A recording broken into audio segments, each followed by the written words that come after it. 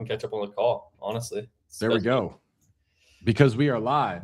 What's up, Mr. Chandler? Bro? I've just been I was actually on a call with a client doing some ad work right before this, but life's been good, man. Keeping it simple.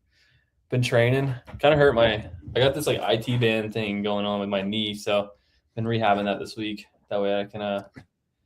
Do you like Step Brothers? Do you like the movie Step Brothers? Yeah, dude. I mean, I love the scene. There's so many scenes in it that I love. Which one are you referring to? You know what helps knee pain? What? John helps knee pain. What? Dude, you don't remember that scene from Step Brothers? No, I got like blowjobs or something, but I don't remember. No, he said if you lick my butthole, that's what helps for shoulder pain. I don't. So you posted something on social media the other day I want to talk about, and I wanted to talk about it because it is very top of mind for me, which is if your business, you said something like, I don't know what the exact story was, but if you're ROI positive, your business is making money.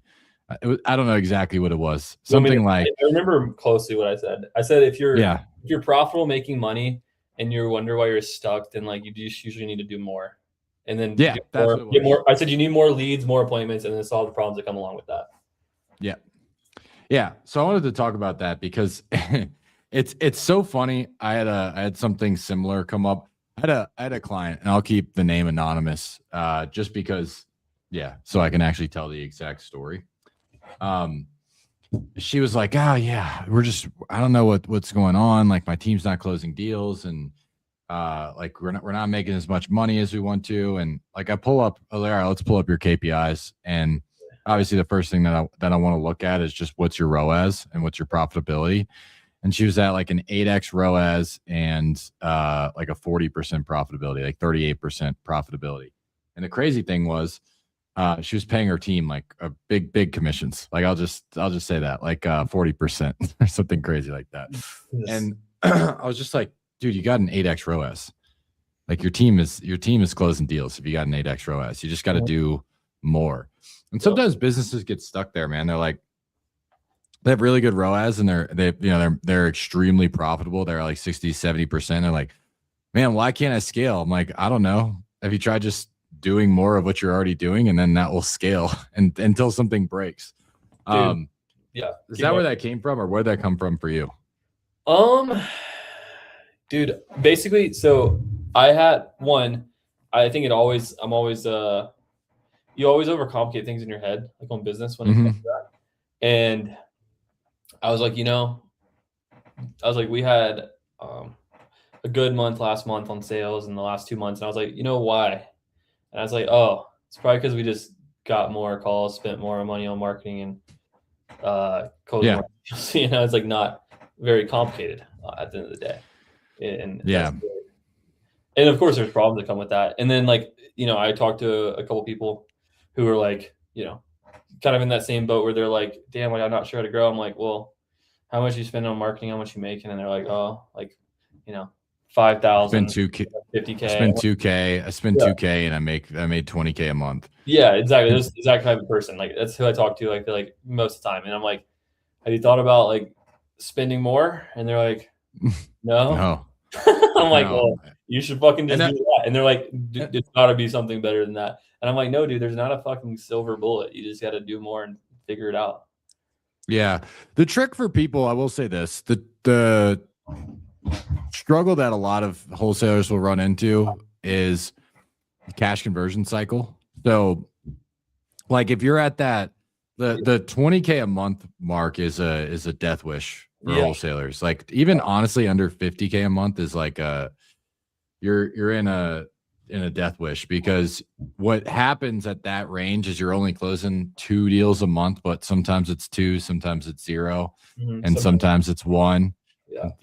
So it's all over the place. So then you have to front money with a little bit of uncertainty, with a little bit of volatility. So like you can, and it's easy when you're on the outside going, dude, you every time you spend $10,000, you end up making 50. So just spend $10,000 a month. Like this when you're doing it. Yeah. you go 2 or 3 weeks with like nothing, like no good leads or no good appointments, and then boom, all of a sudden you close 2 or 3. Yeah. And then exactly. And so And then you're like, I'm that a is zero. yeah, that is a lot of that can be negated with a really good process, but Totally. it is the scary part for people. It's the scary part you have to break through is one, when you get a big check, you have to be really smart with it. So when you have like every wholesaler, you're at it for long enough, you're going to get eventually, maybe if sometimes it takes you 3 weeks, sometimes it takes you 3 years to do this, you'll have a big month. Like 100K. If you stick in it for long enough, you will. And then how you reinvest that money really matters, right? And so like, there's a big portion that needs to go to improving your skills so you can get to that next level, but also like some people will just bleed their businesses out. So like they have a process that works, and instead of going, okay, well, I've got 40K from this deal, and I'm going to spend, 10K a month for the next 3 months to really ramp up my business and take it to that next level. They'll be like, I'm going to spend 4K a month for the next 10 months, no matter what. And they're just they're like slowly bleeding themselves dry because they're creating that inconsistency just because of the level of volume they're at. So I do think that is a really tough spot. Yeah. Unless you are really confident. Like I blew through that phase in my business. And I'm very well aware of what this phase looks like because I coach people and I see them. I see when they come on, I see that they've been stuck for a while. So I've been able to see it. But for me, like I was like, okay, I got to fucking dial in my skills. And then I was like, all right, perfect. I'm good at closing. Nobody's going to close better than me. And then I had a big month and I just was like, fuck yeah, 30K a month. That's what's going back into ads. And I was like, once you're confident in your skill set, then in your processes, then you can comfortably reinvest, 10, 20, 30K a month. And that's what takes your business to the actual next level. You have to front it. You have to front that with some uncertainty. You have to front it, and you have to, like, I have this conversation with people all the time that are stuck at like 5K a month in spend. And that's literally where, because it's like you're making enough to live, especially if you have like a family and stuff. Like you're making enough to live, but you're not making enough to like have extra thrive. Time. Yeah. You're kind of like paycheck to paycheck at that point, and it's scary. It is scary, and like especially with how uncertain real estate is, right? But you just have to fucking nut up and get start spending 10, 15K a month. You just have to get to that. Yeah.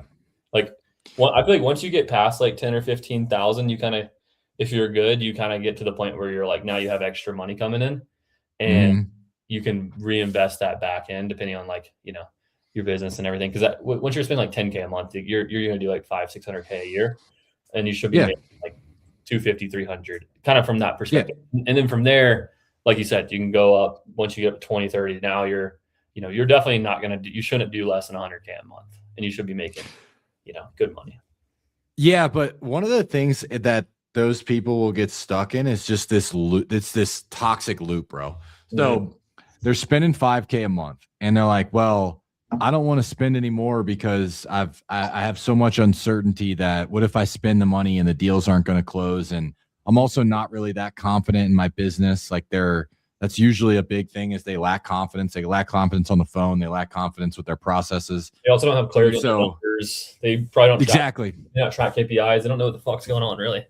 They're not tracking KPIs. And so the funny thing is they'll be like, okay, well, I'm not comfortable, but I'm also not going to invest into figuring that problem out and solving that.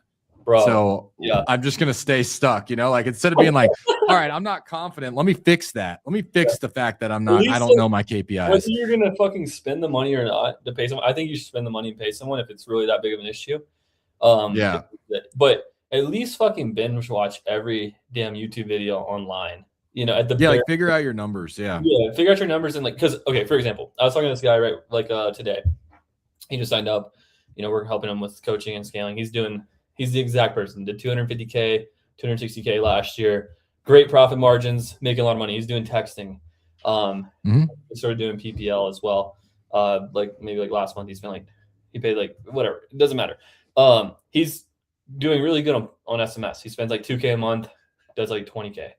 And I was like, well, bro, like, why don't you, I know it's not the most convenient channel because you have a lot of leads to a deal, but if you're going to do it, you should just, why don't you, like, and you're already doing PPL, you're doing inbound. You just need to keep doing SMS so that inbound's an addition. If you stop doing SMS like you are, then you're going to spend money on PPL and it might work, it might not. It's like a complete guess. Yeah. And he's like in the exact spot where he's like, well, I never thought of, he's like, I've thought about it, but I've never really wanted to, he's like, I never really thought about it because I didn't really want to solve the problem. And and I was like, I get it, but it's just, I don't get it. You have to go through it. He's like, because it's hard, it's going to be a bitch. I'm like, no matter what you do, it's going to be hard. Like, oh, dude, this is, it's funny. Yeah. I think we've talked about this here before, but I've had this conversation on one-on-ones over and over. It's like, I've had these people come on the one-on-ones and I'm like, dude, fuck yeah. Like you doubled your conversions. Like your lead to deal just got cut in half. He's like, and I'll have people that are like, yeah, but like now I'm like constantly trying to fucking deal with escrows and I'm spending all my time right now talking to sellers and talking to buyers. And I'm like, yeah, you got more deals. So now you're going to have to talk to more people and you're going to have to sell those deals. And then you're going to get to that point, and then eventually you're going to have to hire people and you're going to be like, oh yeah, but there's like, I've got freaking 300 people in Wise Hire that I have to go through and I have to sift through all these people, man. Just, yeah. Yeah, that's working, bro. That's how you fucking solve problems inside of your business, like, I love the Hormozy thing. I was watching a clip from him the other day where this lady was like, I paused my business. I wanted to figure out exactly what we're going to do. And she was like thinking about going from like some sort of tax strategy to like selling info or something. Mm-hmm. And he was just like, he's like, dude, you're not going to go to info and it's going to not suck. Info sucks as well. Like it all sucks, mm-hmm. right? You just gotta understand that it sucks and keep doing it. Mm-hmm. And it's so true, bro. Like everything does suck, right? Like even both sides, like because we both run info businesses. We coach people and we have wholesaling businesses, and about all of it, bro. Everything sucks, and we can be like, oh yeah, let me go get into software. Okay, it's gonna suck for a long time. It's like, go get into this. Everything's gonna suck. And so, but the way I look at it, we were talking about this last week, is you're fucking sitting in front of your computer working anyway. Why not just work on harder shit that's gonna make you more money? It's not like I get it if it's like, man, it's between doing this and like going hanging out with my family and going on vacations. But like, dude, you're gonna work. Just do the hard shit. Don't do easy shit if you're sitting in front of a computer. Do the hard shit. It's also not like we're digging holes, It's not like we're fucking digging holes. It's not like we're digging holes out here.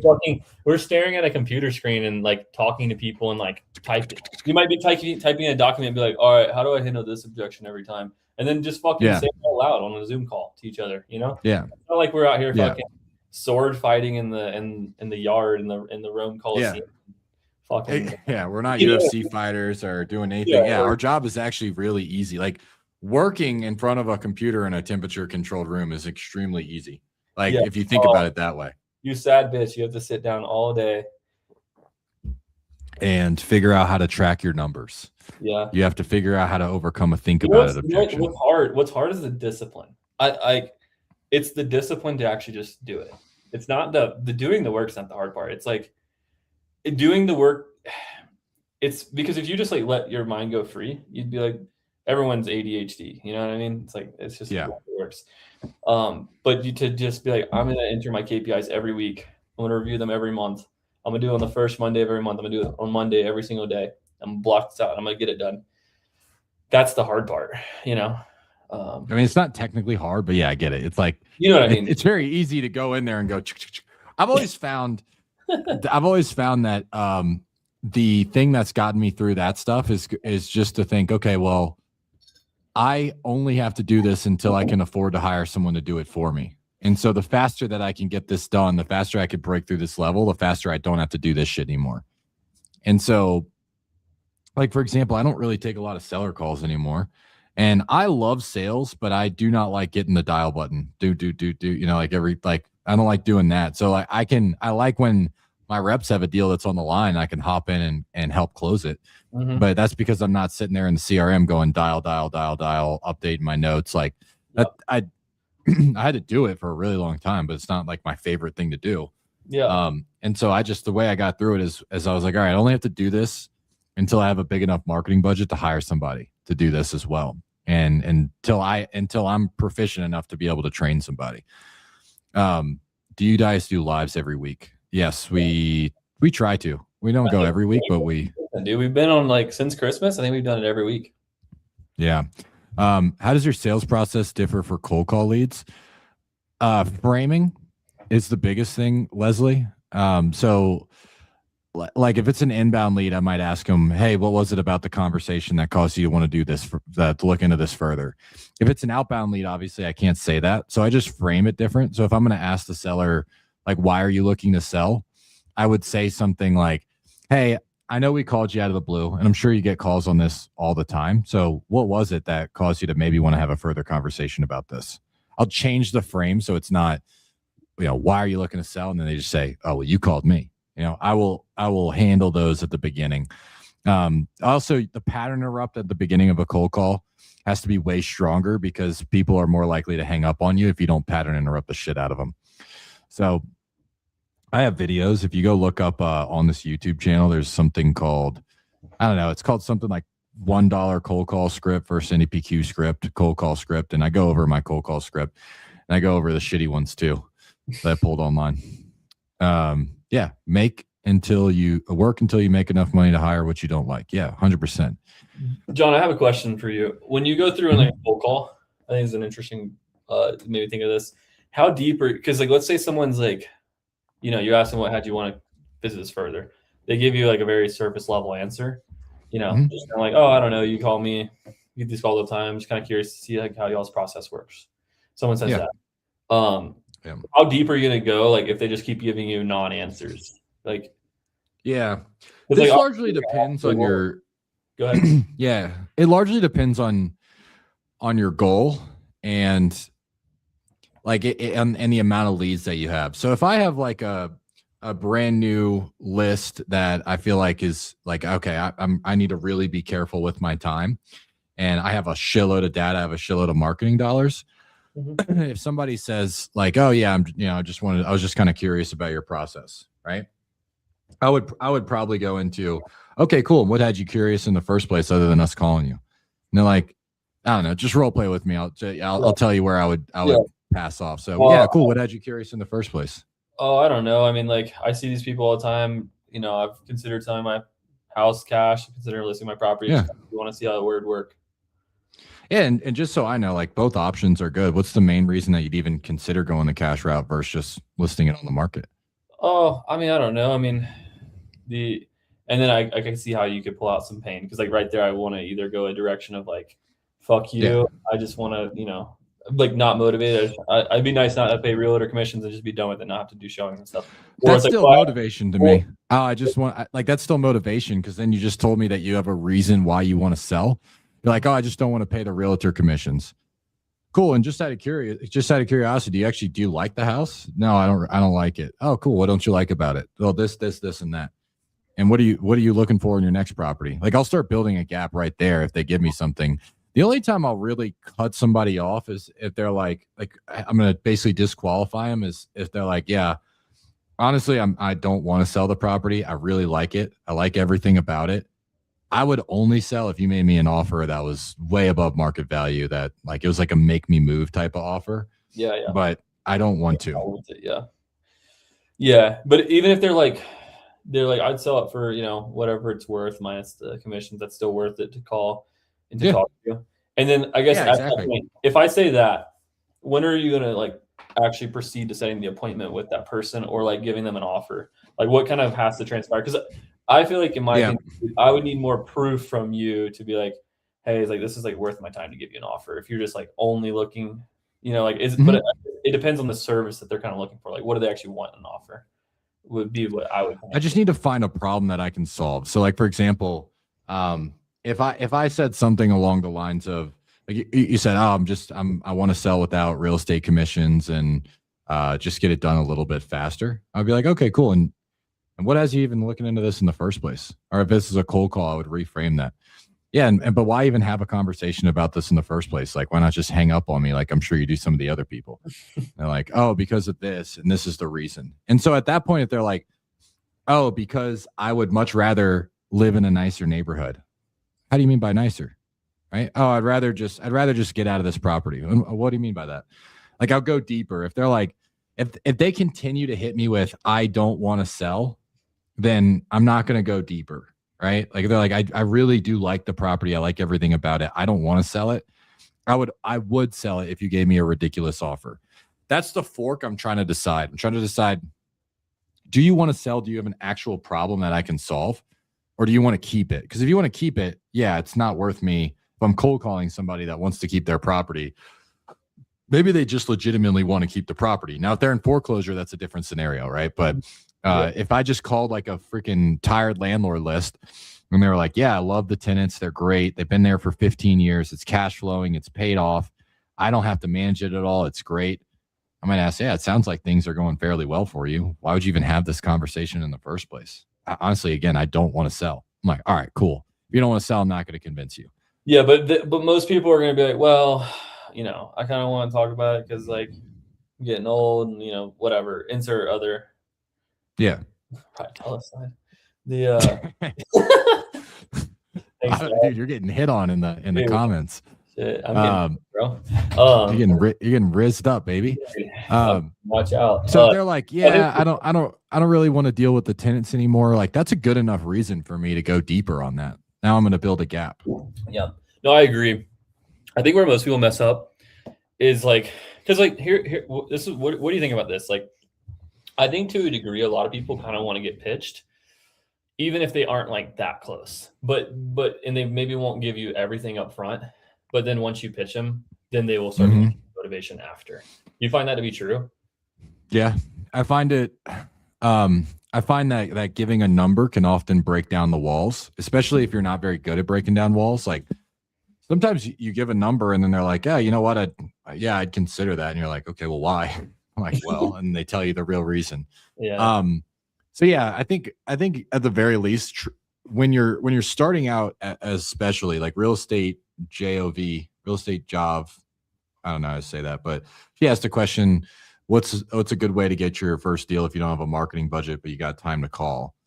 I'm trying to get everybody on the phone to an offer. That's my goal there. So that's why I said it depends on your goal. Like, I'm trying to get my first deal and I don't have a big marketing budget. Man, I'm just trying to get an offer to every single person, and I'm trying to make them want to hear my offer.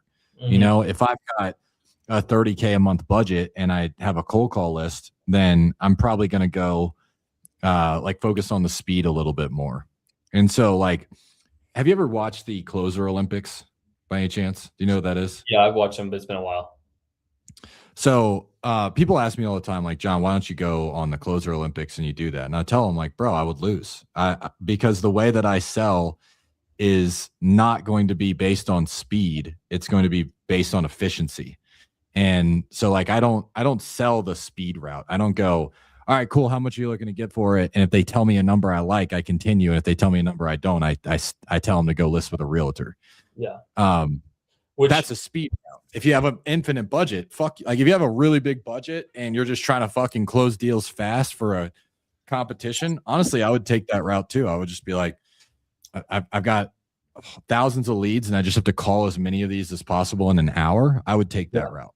Yeah. I think, dude, I had a situation, like a client like that where he sent me, he's like, I haven't given any offers out on 30 leads. It's like, well, that's strange. Why not? And give me some calls. And the first call I listened to, that was exactly, their process is like price first. If it's like not 90% of Zillow value, then they don't continue with the call. And yeah, exactly. And I'm like, bro, like this guy literally on the phone, he's like, well, I'm flexible on the 500 or whatever. He's like, oh, you sent me that one. Yeah. Listen to it. I was like, bro, like this guy wants to sell in 2 weeks and has to. He may not have equity, it may not be a deal, but that dude definitely has a problem that needs to be solved. So yeah, that's the. I mean, like, here's the thing: you could get a bunch of leads and have like 100 leads or 200 leads, and you will get lucky on one, and the problem is, for most people, they won't stay profitable that way, because there's other people that actually know how to get past when the seller's asking 500,000, they need to be at 320. And so those people are going to stay in business. The ones that are just fishing for the sellers that are close on asking price are eventually they're going to run out of money.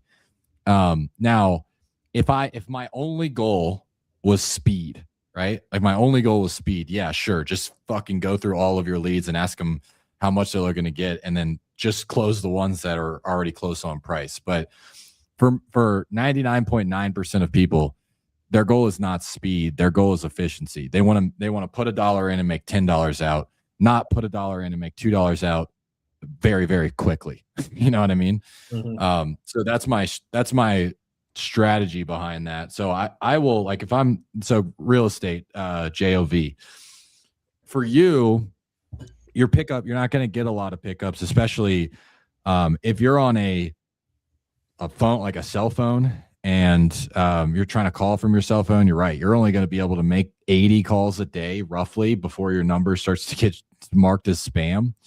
And so what I would be doing is I would try to find the most niche list as possible, like a foreclosure list, and I would be texting them from my cell phone. I would be calling them. I would be leaving voicemails. I'd be door knocking. I would be doing every single angle to try to get those people to talk to me. And then once I get them to talk to me, I'm trying to close every single person. And so it's very, very time intensive, but it's efficient, right? And that's why some people spend $1. I had a conversation with Tyler Austin, and I was like, yeah, I want you to talk to our group about how to maximize with low spend. And he said something interesting. He's like, yeah, well, just so because you have low spend doesn't mean you have low revenue, because of the way they target based off of efficiency. And so if I were you, I would door knock foreclosures. I would cold call foreclosures, and I would just hit every single angle that I can to try to get them on the phone. I'd be texting them. That would be what I would do to try to get my first deal if I have very little money and I have some time. Yeah, I agree. I just go to REI SIF's website and do it. Yeah. Do their deep searching process. Yeah, I like that. I've had some students that have crushed with that process. With very low budgets, I've been able to. Dude, one of my students, he spent like $1,500, and this was luck a little bit, but he spent $1,500 and he made he closed a $250K deal. That's great. It's like, yeah, it was like his first month using that process, and I mean, people get lucky like that. And Dude. so okay, on this point, I'm curious about this, because I just had this happen. So for our family business, basically, like, long story short, I'm running PPC ads for him. For my brother right now. I guess it's our company, whatever. Doesn't matter. And the first lead that came through is like this builder who builds 50 houses a year. And it's like, we paid $20 for the lead, and the lead's probably worth like $500,000, for the company. Like one of those types of deals. You're like, like, what the fuck? So this works. Oh, damn, that's lucky. But then the balance is, like, when you start a new marketing channel, I'd say most of the time you don't get lucky, and it takes like 3 to 6 months to make it work. What's the balance? Like, how do you look at that? So I think in general, when you have those giant rips and you're trying to figure out if a marketing channel works, take that giant rip. So let's say, like, for example, I've spent $10K a month on PPC, and I just happened to close one deal for $180,000. Well, the marketing agency is going to go, yeah, dude, you got a 3X ROAS, you're profitable. But I would also look at that and go, man, but that's one deal. My average deal size in this market is $30,000. And so that means I would have spent 60 to make 30. And I'm not going to gamble all my marketing dollars on having that happen, like getting lucky for like going another 6 months to maybe close another $180K deal. I wouldn't take that gamble. I agree. So I always look at the average deal size, and I learned that from Ren. He was the one that told me about it. He's like, dude, when you have those big rips, you got to look at your average deal size and see if the channel's still profitable. That being said, I think that when you're starting, you're going to have to try more marketing channels than when you're established and you know your business model works. And so, like, for example, with us with direct mail, when we started it, I told the agency, I was like, hey, I know direct mail works. Like, we'll spend money to make it work because I know once I crack it, it will work. And so I'll lose I'll lose money for a little bit until I can get it to work because I know it can work because I know my sales team is good. And I also know direct mail is a good marketing channel. You know what I mean? Yeah. But then again, if you're just starting and you have $15,000 to spend, you can't spend $5K a month for 6 months. Mm-hmm. So then I think you have to go more like, hey, let me try PPL, Facebook, PPC, and see which one does the best. That's how I would look at it. Yeah, I think I agree. I think it's tough because if you have an established business, of course you want to make it work. I also think there's a degree of like you have to like learn how a channel works because a PPC lead's different than a Facebook lead, and a Facebook lead's different than a direct mail lead, and the process is all different. So I think you do have to like. I think going into it, you have to know that you're gonna have to be willing to fix what your process is, and I think especially if you have a lower budget, you'll be willing to do that like super fast and like every lead type of situation. Yeah.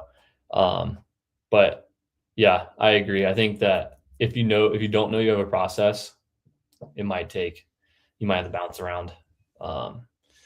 Plus, like you got to figure out what you're like. It's kind of like throwing a bunch of shit against the wall and seeing what sticks, like what you kind of naturally gear towards.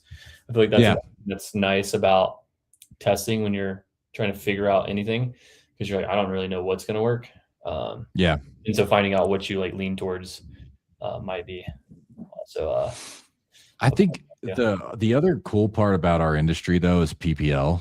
The fact that like for newbies, not necessarily for really established companies. I think once you're established, you should be going after the big Facebook, PPC, direct mail. Like once you actually have a company running, because all those 3 channels can scale. Yep. Whereas PPL, depending on what market you're in, you might not even be able to get enough leads to actually like get into the mid 6 figures per month, right? Yeah. So the cool thing though with our industry is they have people that do the marketing for you that are already good, and you can go and set your budget to $30 a lead or $150 a lead. And they already are doing everything for you. And then you get the refunds on the ones that are junk, which you don't get if you do PPC, you don't get if you do Facebook. So I think that could be a good like starter channel for people that have a really low budget. So what do you, if someone comes and they want you to set up their Facebook, they want to run Facebook with you, what do you tell them is the minimum budget that they need to have?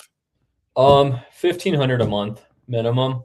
But you're going to be spending if you spend that, you're going to need to be able to spend $3K a month. And then once you spend more than $3K a month, you got to be able to spend more than that on the retainer. But basically the general gist is like, you really need like 10 to 15 grand kind of set aside to like be able to do the channel. Whereas, and like, I think if you want to make any channel work, it's kind of the same process. But the thing I like about PPL, if you're like lower than that on your budget, then you can, if you're lower than like 10 grand total on your budget, you probably need to do like a lot of more manual labor and outbound work just from like a pure spend perspective. Because you just don't have the budget to make it work. Like even if you spend, the thing about it is like no matter what channel you spend, if you spend $1,500 a month, you're going to get like a lead like every other day. It's not going to be a lead every day. And so it's going to take a while to like optimize and get going. Like if you're on PPL and you can spend $1,500 a month, you're going to spend that in like unless you do nationwide campaigns, which is what you probably should do if that's your budget and you want to spend money. You're going to spend get the $30 leads. Yeah, exactly. Get the $30 leads. You can't be paying $100 a lead if you have that kind of budget. You just got to get, I think like if you don't have a budget, you either need to go super deep or you need to go super wide and get a lot lower cost per lead. Agreed. Yeah. Foreclosures and like one market and you hit them 3 different ways. Super hard. You pick up a code or something like even go super deep. Yeah, or you go nationwide and you can do something like property leads and get, or Yeah, I speed a lead and get $30 leads and just work those until your fingers fall off. You know? exactly. Like I think that's the only, because otherwise you just don't have enough. Because if you spend like, for example, like if you're in like a major metro like Dallas, Atlanta, SoCal, New Jersey, New York, insert like your cost per lead is going to be somewhere around 75 on Facebook, right? It's going to be like That's 65. good though. That's Yeah, really it's a good. good cost per lead. But if you can only spend $50 a day, I mean, you're going to get 10 to 12 leads a month. You're going to be like, man, this doesn't work. You know, it's like, it's not, Yeah. you can't really, you got to get more leads than that to get a deal. You know, it's 15 to 25 to a contract. So on Facebook, and PPC is even more expensive, right? If you spend that in a couple markets, like shit, you're going to get like 3 leads. Yeah. Yeah. So Emmanuel asked, I can give my opinion, but you're a marketing guy. What are the biggest differences between PPC and Facebook leads other than intent? Would you change anything about your process? I don't know what the last question was, Yeah. but what would you say? I think the sales process you probably asked on that. Yeah, I mean the main Oh, thing is one, PPC people are looking for you, and so they're like at the bottom of the funnel, right? If you think about the funnel of like the bottom of the funnel being closest to like looking for a solution, so you kind of have like people. There's like different buckets of people, but the main ones that we'd focus PPC is like these people know they have a problem and they're searching for a solution, so they're trying to solve their problem, and so of course they're going to be closest to the bottom. You know yeah. so they're going to be like closest to solving their problem. Like those people are either are selling their house. Like most of those people are selling their house one way or another. Not all of them, but a lot of them. Whereas like something like Facebook is going to be more like it's going to capture the people who are in that bottom bucket, but also people in the bucket aware that have a problem, but they aren't looking for a solution. So they know they have a problem, but they aren't ready for the solution yet. And so Mm, like the way I kind of think about it is like you're still gonna have some one call closes, but you're gonna have less. And like it's gonna take you, you might have to nurture these leads for 2-4 weeks after the fact to get them to actually go over the page. Even longer than that for a lot of these, those types of leads. But it's just a little bit less interesting. from what I've seen. It's like I'd say average conversions like 2 to 3 weeks after the offer, rather than like something like PPC is going to be, more like 7 days. Or right away. Like I know for our team, 80 to 90% of our contracts come from same day.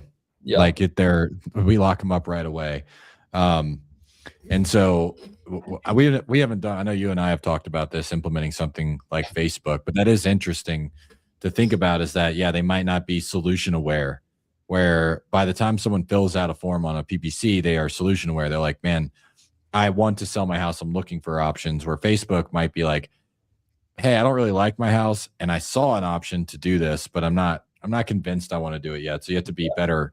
I'm assuming you have to be better at sales if you want to close Facebook leads. You have to have a better process, right? Yep. Yeah. I mean, I think so. I mean, at the end of the day, it's kind of like closing cold call leads. Like you got to be better at sales to close a cold call lead at the same rate you close a PPC lead. Oh yeah, for sure. I mean, it's way just better. But it's kind of like I don't know. It's basic. Like it's not that people don't know about the solution. It's just that they haven't decided what solution they want to go down yet. Yeah, In PPC, that makes sense. you have probably there's probably 20% of the leads, 30% of the leads that are like, I'm selling cash to an investor no matter what, and that's what I'm going to do.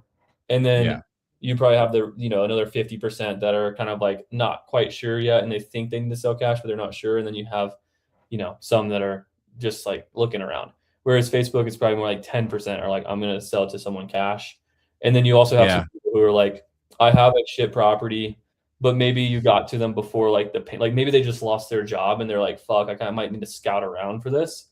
And but they're not like in the pain. They don't have the pain yet to be like, I got to make this decision now. Does that make sense? Sense from like the timeline is just sometimes a little further out. And then if you don't filter out, like we made this mistake at first, not filtering for equity, like in Colorado, the market year over year is down 10% in Denver.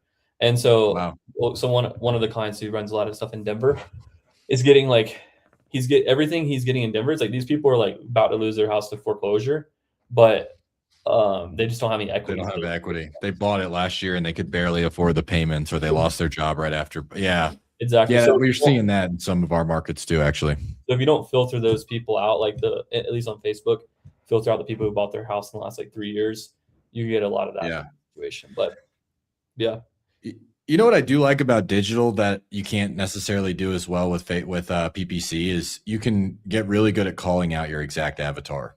Yep. So like, let's say for example, you're doing Facebook ads and like I'll say my hometown, Mandeville, Louisiana.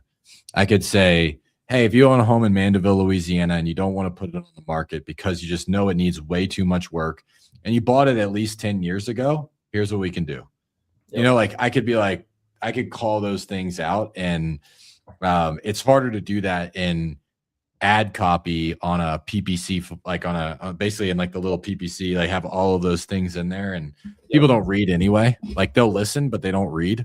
Exactly. And so like on our website, for example, I have somewhere on here.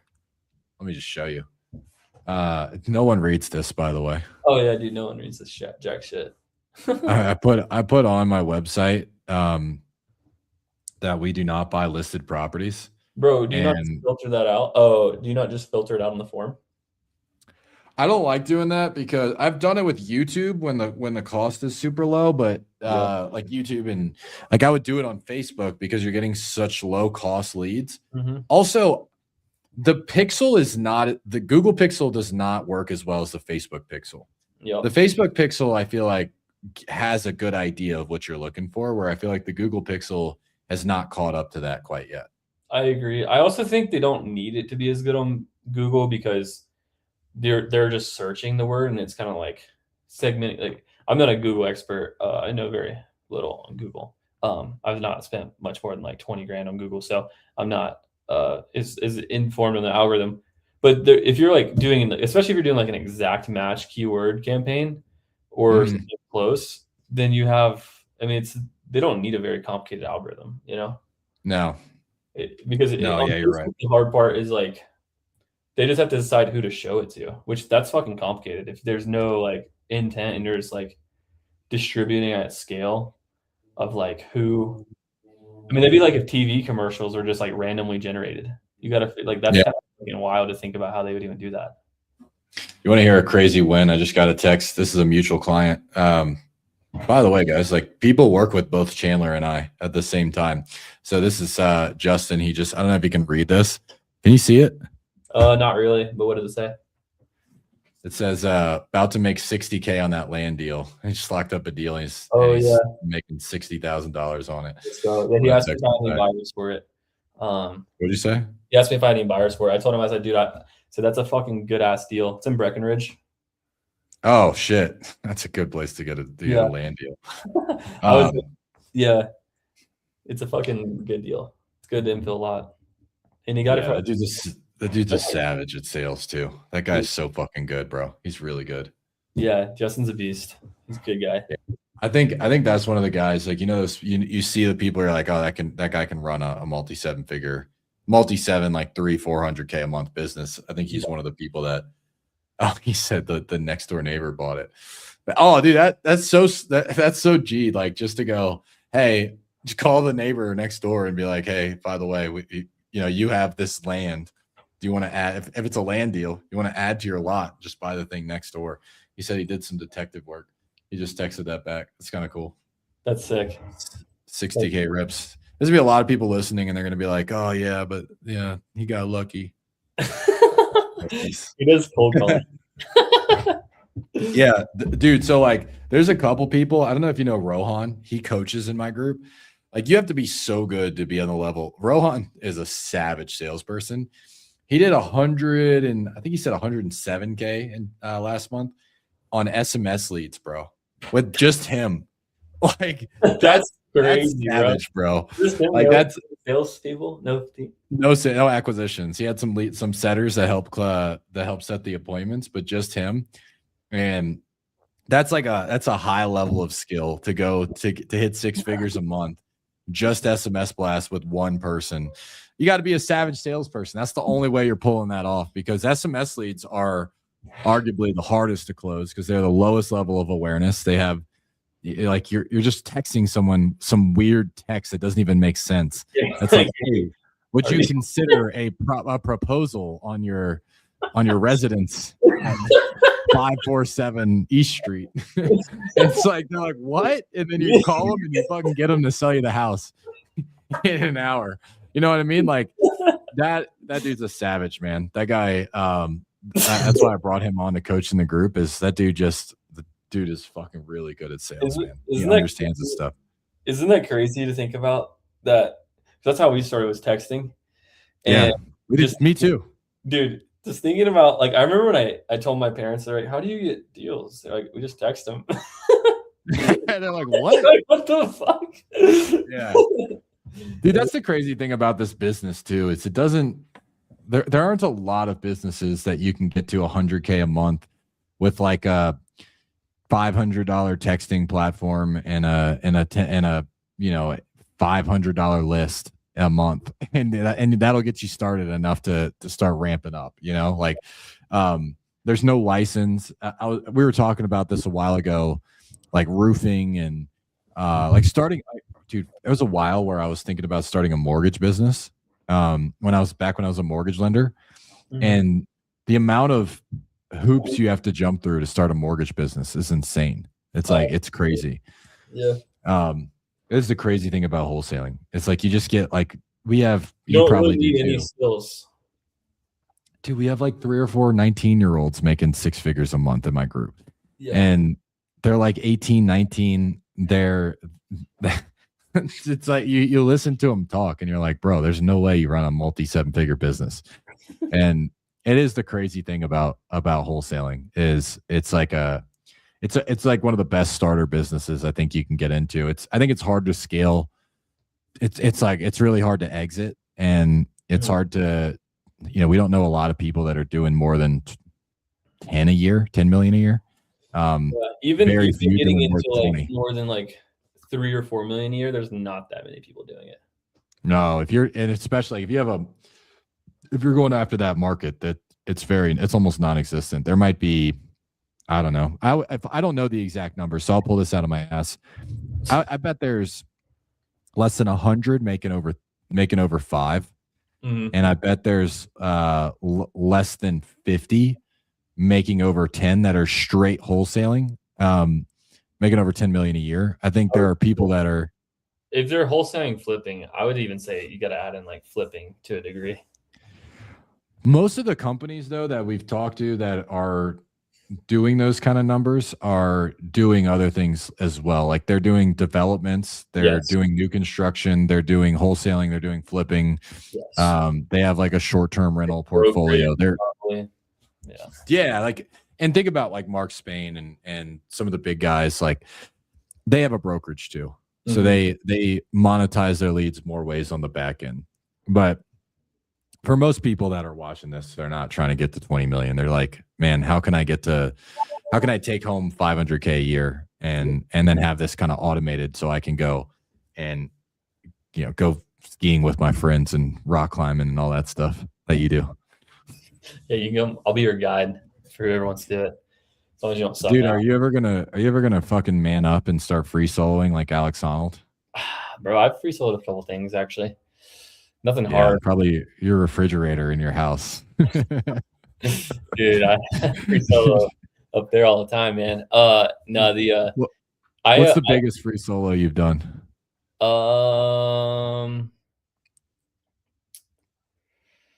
Biggest one I've done.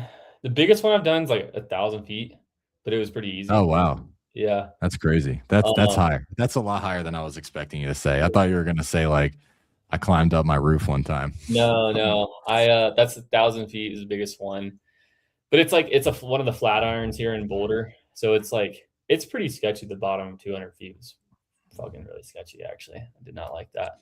When do you die? When do you die from free soloing? Like what's the height where you're like, you're going to die? Over 30 feet, bro. It's sketch. Really? 30 feet, you can die. Like you can die at 40 feet. If I fell on my head, yeah, I'm fucking cooked, dude. 30 feet, you're cooking on the way down. I took a fall on a rope that was like 30, 35 feet. And dude, I fell. I had it long enough. I fell and I looked down. I go, holy fuck, I'm falling. And then I stopped. I was like, it was like a long time. And I was going really fast when I stopped. And I was like, whoa. Damn. Yeah, thankfully I just caught in air, so it was fine.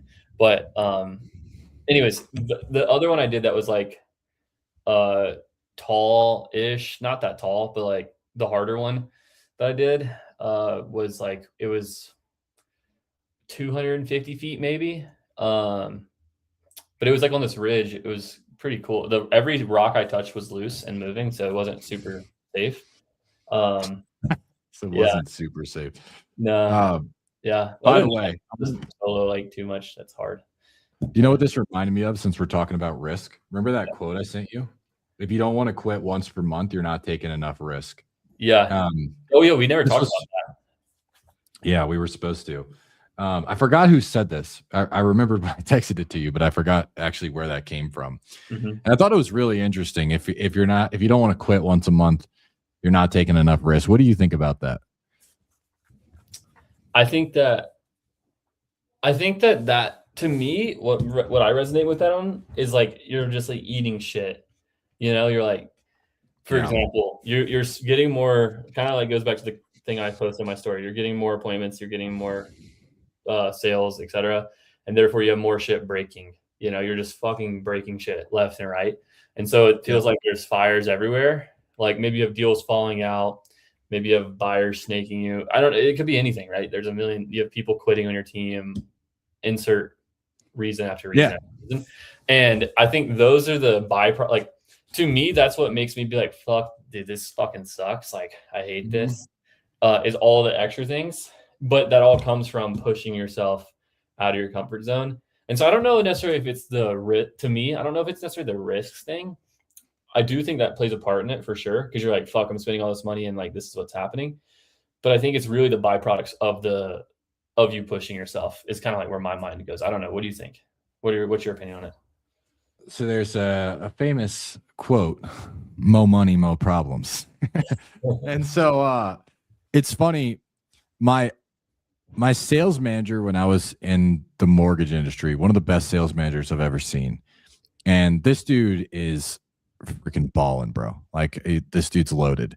And when I say loaded, I mean like cut like 10, 20, 30 M's in the bank account. More than that, actually, way more. So this dude, but he's just ran a fucking savage sales team, right? And so one of the things he used to say all the time is he would kind of say like the more money, more problems, but he would talk about how the more volume you do, the more headaches you're going to have. And he was like, I don't like headaches, but I do like a big bank account. And so, and he said, they don't get easier. You just get better at dealing with them. And so like, I remember when I started the wholesaling business, I would have like, I'll give you an example. This was really early on, like my first year. And we had this deal where we were going to make $40K. And then the buyers reached out to the seller and offered him $20K more and basically just cut us out, like completely cut us out. And I lost sleep over that deal for like 3 nights. Like I was so frustrated. I was so mad. I also had some people I had to pay off. So like I really wanted that money. I needed that money. But dude, it like broke me. I was so pissed. And now if that stuff happens, I'm like, it doesn't even faze me. Like I'm going to go to sleep. I'm the same way I do every single night. Sorry. So it happens more often though. Like we have more deals that fall out due to stupid reasons. We have, like I say more frequently and not a bigger percentage, but that kind of stuff happens more frequently where, we have, especially SoCal buyers will hang out after a showing and then try to go talk to the seller and sneak it. And I used to get really mad. Now I don't. So I think that if you want to have, you can't want to have a lot more money and want to have a lot less stress too. You know, like you got to pick one. You got to be like, man, I want to make a lot more money and I'm okay with more stress. I'm okay with more problems. Or you could say, hey, I'm okay with making less money, but I want less stress. And so that's those are the two ways to look at it. And you know Adam, right? Adam Whitney. Yeah.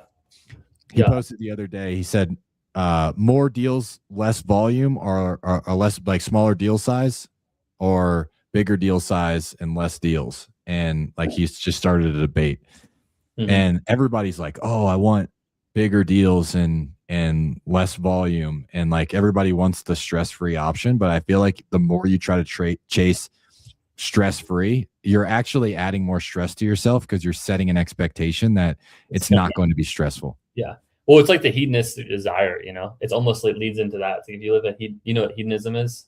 It's like chasing pleasure. Essentially, it's like chasing. Like think of Dan Bilzerian. You know who that is, right? Yeah, of course. Yeah. It's like Dan Bilzerian's life is like a hedonistic life in a way, where he's just like short-term happiness almost. And it kind of is the same way. So you set yourself up to be like, oh, for example, like I don't know, I know you've done a lot of hard physical things. I do a lot of hard physical things. It's like if I run a 50 miler, but I'm thinking like, man, it's only going to be like 10 miles is going to be really easy. And then I get in there and I'm 20 miles in and it's starting to get real hard and I'm starting to cramp. I'm starting to get tired. I'm dehydrated. I'm hallucinating, whatever it is.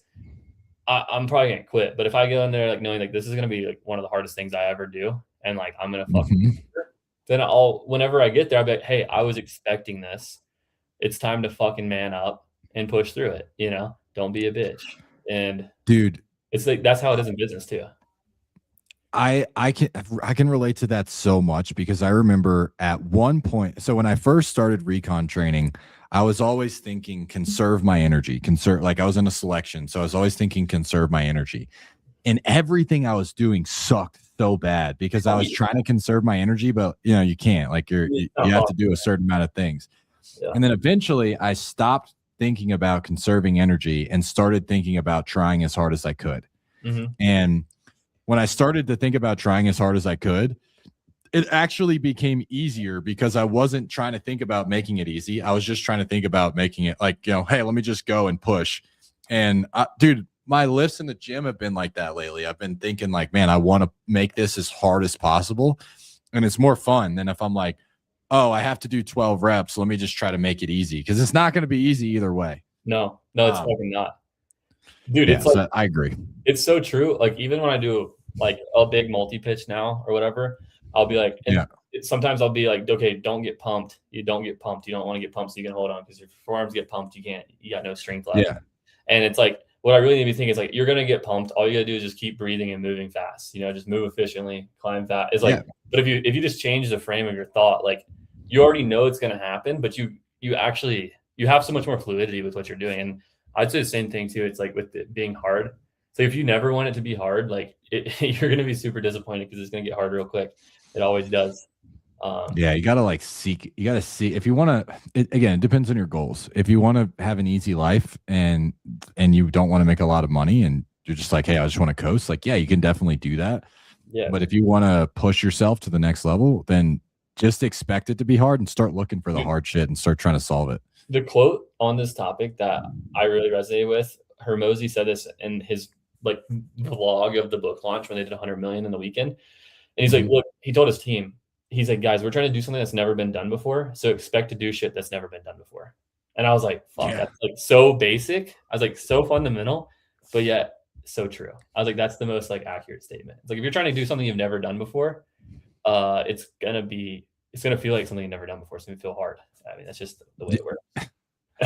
I was talking to a guy yesterday who he was kind of burnt out from all these guys. Everyone, you know, because a lot of the wholesaling gurus out there will tell you that it's easy, right? Like you and I never do that. We never like we don't say that you're gonna have to fucking go like break your back or anything, but we're not gonna sell you on the fact that wholesaling is the easiest.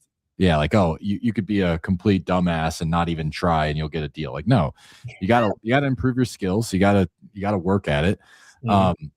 But he was so burnt out of like, he's like, yeah, everybody told me that I could just do it part-time and that it was easy. And so I just kind of like messed around. I'm like, yeah, that's why you didn't do any deals, bro. Because if you would have thought about it, like, oh, this is going to be really hard, and I got to freaking grind through this, then you probably would have got one. Funny that mindset stuff actually is important, and I'm coming back full circle to that. Yeah, we probably make fun of the people like that, but Yeah. also at the same time, I don't know. Every time I've like suffered more, it's because I wasn't prepared to suffer, and I find if I over prepare to suffer more, then it ends up being easy. Yep. Never easy, Yeah. but easy, like less painful, I guess is the best way to describe it. Yeah. And I'm thinking physical and mental pain, because I do a ton of things that are physically extremely painful from like long, mentally exhausting. But yeah, it's I never really thought about it. It's kind of like I'm like realizing it as I'm thinking about it right now. So it's like kind of interesting.